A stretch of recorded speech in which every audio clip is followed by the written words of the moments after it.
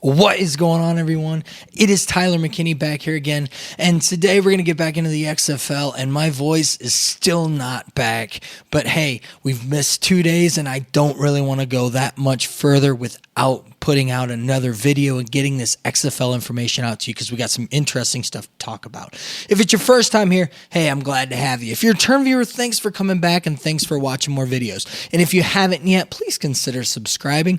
Guys, we're getting so close to that 1,000 subscriber mark, and that opens some things up to where we can do some neat things on the channel. So the quicker we can get to that 1,000, the quicker we can kind of create this community and build it up to where we can interact a little bit better, and I can interact with you guys through YouTube a little bit better.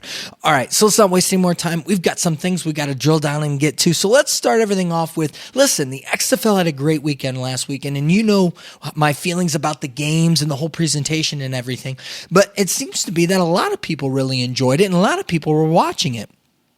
It seems to be that it did well on both networks. I thought that the numbers showed pretty well that they did pretty good. 3 of the 4 games were the top sports, viewerships over the weekend. I think there was only that lazy afternoon ESPN game was really the only one that didn't top all of the other, the basketball games that were going on TV. That's a huge thing that all 4 of the games were the top. All 4 of the games were towards the top. So that's really good. And of course, I'm going to bring it up. The Seattle Dragons versus the DC Defenders. That game had a peak of 4. At one time, it had 4 million viewers going on, which is a really respectable viewership there. And that one averaged out to be 3.3, which is really good. But the cool thing is if you looked at the different markets, the top market was Seattle at around a 6. But if you look in there, the next 2 at the second and the third highest markets for them were Cleveland, Ohio, and Columbus, Ohio. That's right, Buckeyes. Buckeyes are representing. It's kind of funny. I read one article, and they're like, well, man, they really like their football in Ohio. We do like our football in Ohio, but we also like our Ohio boys. And if you remember, not only is Cardale from OSU and played for the Buckeyes, but he's an Ohio boy as well, and from around the Cleveland area, if I'm not mistaken. And so, when you put that together, yeah, we're going to support our guys, and we're going to give him some love. And the XFL, we're going to put you on notice here, because the fact of the matter is that, Ohio, ripe and ready, and people want something to root for. So if you give us a team here in Ohio, you're going to get good numbers and you're going to get good viewership. And that's just by having a quarterback. Just think if you actually had a team here, what type of a viewership you'd get out of the state of Ohio.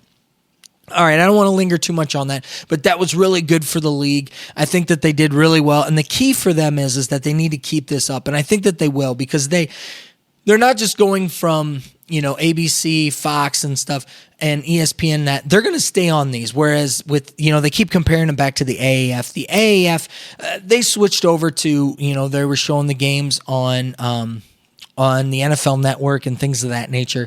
And that's not going to necessarily be what's going to be happening from here on out. I think they're going to get some games on FS1 and things like that, but I think the viewership's going to stay pretty consistent, especially if they keep up this high level of play, which I definitely see that happening. Let's go ahead and let's move on now. The XFL Championship, we found out it's going to be played in Houston, which seems to be the good spot for it. Houston seems to be this area that they've developed a really good relationship with, and also too, Houston seems to like having them there and really being able to provide stuff for them there. So I think it's fine. That's where they had training camp. All the players know the area already. So that sounds pretty good to me, and I'm okay with that. And and that also has ties to Oliver Luck. That kind of makes sense. He used to run things there in Houston, and so the Luck ties in that, and they might be able to get some type of a deal or something going on to where they can create a nice weekend experience or something like that for everybody. So that makes sense. And speaking of Luck, we've got his son Andrew Luck. We've got a little bit of a story. that maybe Andrew Luck has had his hand in the XFL and none of us ever knew it. We joked about earlier in the season that, people are saying that he retired now from the NFL. Is he going to play in the XFL? That ain't going to happen. We know that.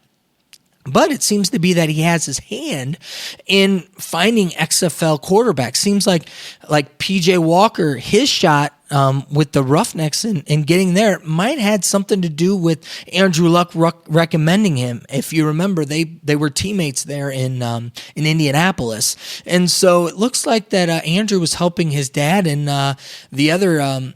The other guys at the XFL trying to locate these quarterbacks and who to pick and who were some good guys to look out for. So that was a cool thing with it. So that kind of wraps up kind of the news I want to cover today. Now let's go ahead and let's go into like player personnel things and personnel things overall. And let's start off with Dallas. Dallas, it came out that they released Eric Dungey, and that story came out. And if you follow his Twitter feed, he had already put on, hey, thanks, Coach Stoops, for being, for being understanding with my family issue. Look forward to rejoining the team soon. And that seems to be pretty much what it was. And, it came out real quick. Oh, they released, what's happening? Dallas is releasing, Dungy. What's going on here? It's just for a week. He's going to go. He's got something going on with his family. And listen, Eric Dungey, we hope everything's going well with you and your family. Our prayers go out to you guys. Hopefully you guys get that situated, whatever's going on with your family first here, and that with that. So our whatever our deepest concerns, our thoughts goes out to you and your family. Hopefully whatever this is, you guys are able to take care of it, and that they sign Brogan Roback, and it looks like it's just going to be a week thing. Bring him in. What does that mean for Dallas? For me personally, I think that means that that it looks like Landry Jones is going to be starting this week. I don't think if it was just Nelson that I think that Dungy would be leaving like that and they would be bringing in Brogan Roback like that. I think that it's kind of showing that Landry Jones is going to be starting, especially the way that they played the last game. They didn't try Dungy at all.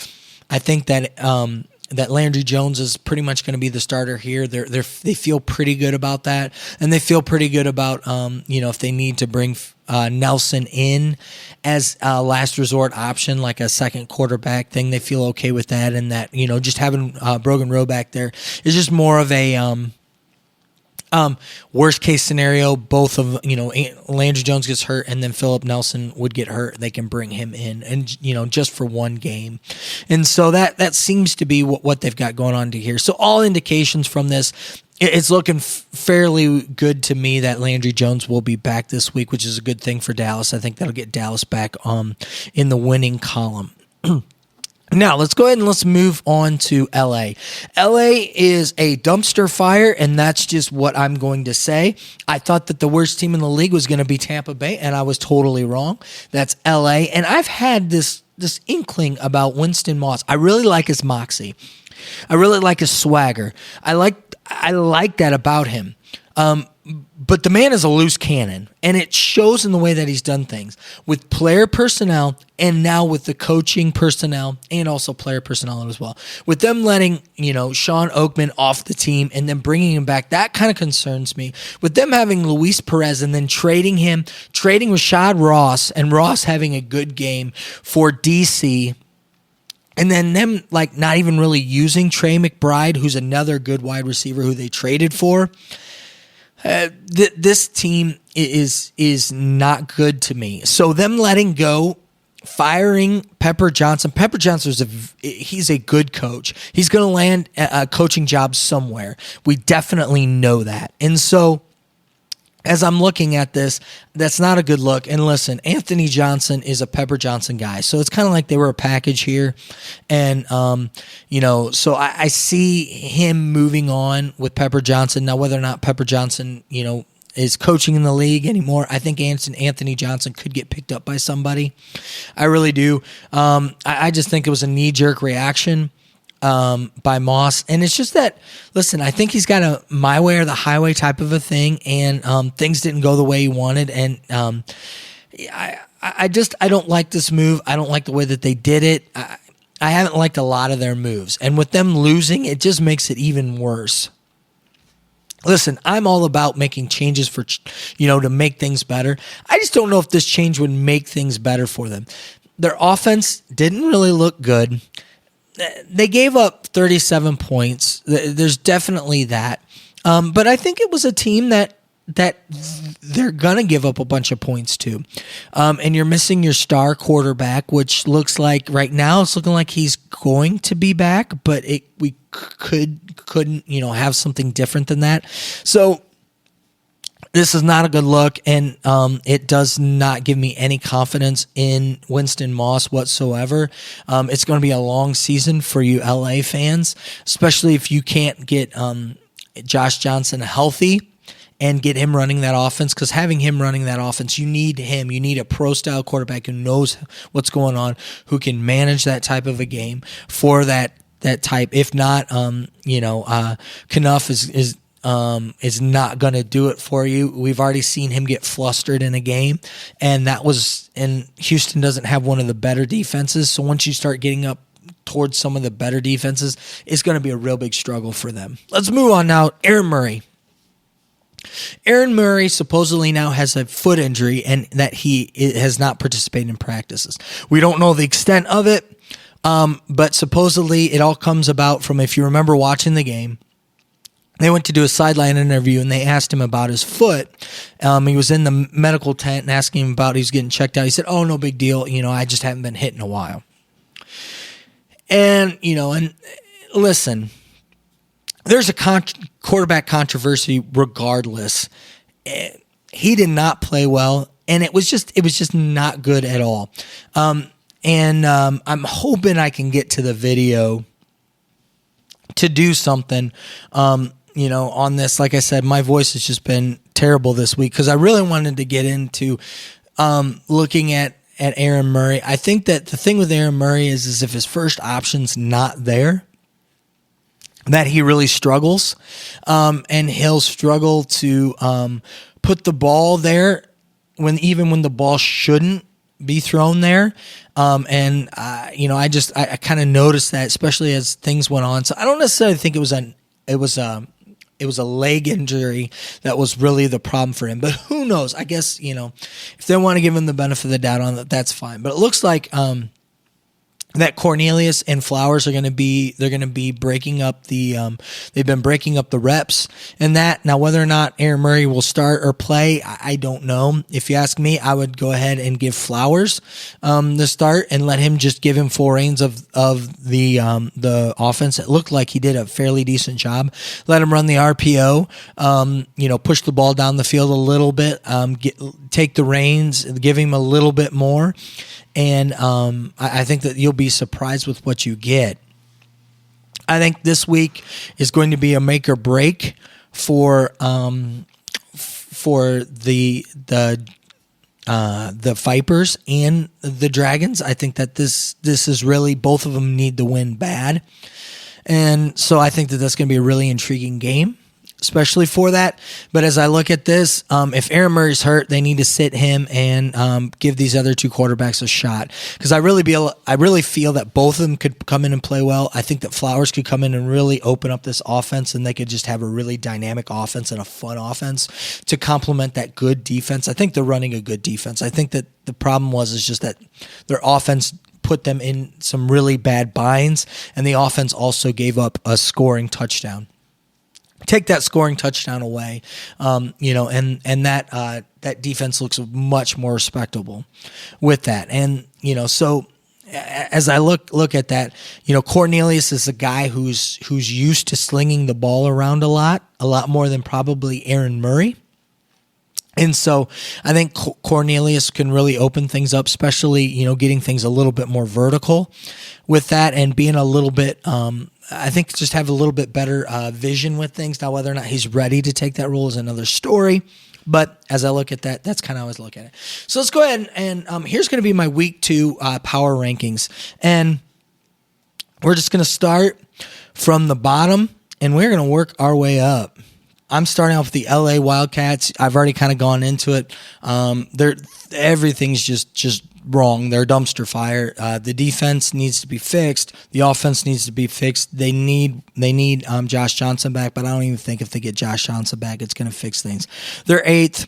Don't need to go any more detail with that. Let's move on. Tampa Bay Vipers. I think I've got the Vipers here at 7th, but really, in all honesty, if they could get a big win this week, they can move into the top tier, probably into the number 4 or number 3 spot because of they have all the pieces in place. They've got a really nice running back in Smith. I like him. They've got some really good wide receivers in Williams. Truesdale, if he can just hold on to the ball, is going to be a really, really nice threat for them. Just some really nice pieces that I like. Problem is they need a quarterback. And if they can get rid of Murray and put in Flowers, and Flowers do well, or Cornelius, I think that this is going to be a team that there is going to be a team to be reckoned with. They're that close. They've got a really nice defense, and they just need somebody to sling the ball around the field. All right, number 6, I've got Seattle Dragons. Dragons, I actually think, are a fairly decent team. I like the pieces that they have in place. I really liked how their running backs all complemented each other and how they used them really well. I really liked Austin Perel, the way that he played in the game. I think if you can get him the ball, I think that he can really make some plays for them. And so I really like what the pieces that they've got here. And again, their defense played okay. I think that there were some special teams things, and they got beat on a trick play. Take some of that stuff out, though. They really hung there with a really nice DC team. And so I think that they could do some things. Brandon Silvers needs to fix some things. I think he got rattled, and it showed. And it really kind of hurt him going down the line. So as I look at this, I really would like to see BJ Daniels in the game and see what he can do. And really leading this offense. But if they can get that offense on track, I think that they're going to be a decent team in the league. I've got them at 6. Number 5, I got the Dallas Renegades. And just because they lost the game, you put Landry Jones in there, and I think that everything is back there for them. It's only one game. And so right now I've just got them 5th because they lost. They could easily be back, at number 3 or number 2 here in the next couple weeks. I think that they're that good. They just right now they need a quarterback to run this offense, and Nelson's just not going to do it. And so, if you ask me, it's Landry Jones, and if Landry Jones can't go, it's Dungy when he gets back. Number 4, New York Guardians. What can I say? New York pulled out a really nice win. I think that Matt McGloin is going to be a good quarterback for him. He needs to work on his deep ball, though. His deep ball needs some work. He needs to hit these wide receivers in stride. I think as the season progresses and goes on, though, he's gonna step up into the game. And that was the difference in that game between them and Tampa Bay, is as the game went on, Aaron Murray fell back and Matt McGloin kept getting better. Matt McGloin, he had nerves and jitters as things were going on, but he got better as the game went on. So feel pretty good about them. I like what they've got. Horn is going to be a really nice wide receiver for them. Tim Cook, I think if they can get him going a little bit better. They've got also the other running back, can't think of his name off the top of my head, who ran strong, came in and spelled him some. Spelled Cook, I think, did a really good job. Just a nice lower center gravity of running back. Like I said, I can't think of his name right now, but did a fantastic job. Again, another sneaky good team, and I think that Matt McGloin can take this team places. They've got a scrappy defense that really kind of is a bend don't break type of a defense, which is really works well for their offense. So New York sitting good at 4. I think that they've got a really nice shot here. And our surprise team is St. Louis Battlehawks. And for me, I thought that their defense was going to be a good defense, and they showed that they have a good defense against that Dallas Renegades team to limit them to what they did. Even with the backup quarterback, I think is a really good feat. And listen, Talamao's got ice water in his veins. He is a good-looking quarterback. If he can keep and continue to add on to what he did, this Battlehawks team is going to find themselves in the playoffs and quite possibly in the championship game if they keep playing like they do. I really like the way that their running backs are running. I thought Ford did a fantastic job running the ball. And, some of the other guys did too, and that they have on their team. I just, Ford kind of stood out to me with that, but they've got a really nice stable of running backs there. It'll be interesting to see with their tight end getting hurt, how that's going to all pan out. With that, because it looks like they've got him on IR, and I don't think that he's coming back. So they signed someone off of the practice squad, the Team 9. We'll see how that all transpires, and we'll go into that when we break down this weekend's games and give our predictions. But I've got them at number 3. Number 2 is Houston Roughnecks. PJ Walker, I think, is legit. I think he's going to take the next step this week and really open up that offense even more. That run and shoot's here to stay. They're going to be scoring a lot more points this weekend, and you're just going to see why Houston is going to be a great team again this week. With that, so I've got Houston number 2, and number 1 I got the DC Defenders. They put the whole package together this past week. Their quarterback, really good quarterback play. Cardale Jones not only made plays with his feet but with his arm, and showed that he can extend the play and really step up. They've got some really good wide receivers around him that have made plays, that stepped up. Running backs, Presley, I really, really like the way that Presley's running hard, running good. I think they need to give him the ball some more. Defense stepped up. Special teams stepped up. All facets of the ball, they looked really nice. And Seattle Dragons is a really good team. And for them to kind of dismantle Seattle like they did was no easy feat. Seattle's not where, they're not the bottom half. And so for them to really dismantle them like they did, I think it really shows what type of a tough squad this is going to be to defeat, and they really look poised to be a team to either win the championship or definitely be in the championship game. So to recap real quick, I got number 8, LA Wildcats, Tampa Bay at number 7, number 6, Seattle Dragons, number 5, Dallas Renegades, number 4, New York Guardians, number 3, St. Louis Battlehawks, number 2, Houston Roughnecks, and number 1, the DC Defenders. And that is my power rankings for this week. Guys, stay tuned. I'm going to have some more videos coming out this week. We're going to predict each one of the 4 games this weekend, and hopefully I can get you some video breakdowns. I'm going to try to do that. Hopefully my voice holds out. I apologize for not uploading. I just literally could not talk. Today was the first day that I could actually talk. So it's great to be talking back again. Leave me those comments down in the comment section. I love to feature them if you give me some good comments, and I love having the conversation with you guys. All right, guys, let's go ahead and let's get on out of here. I know that you're busy, and I know that I'm busy. You have a good night. Bye.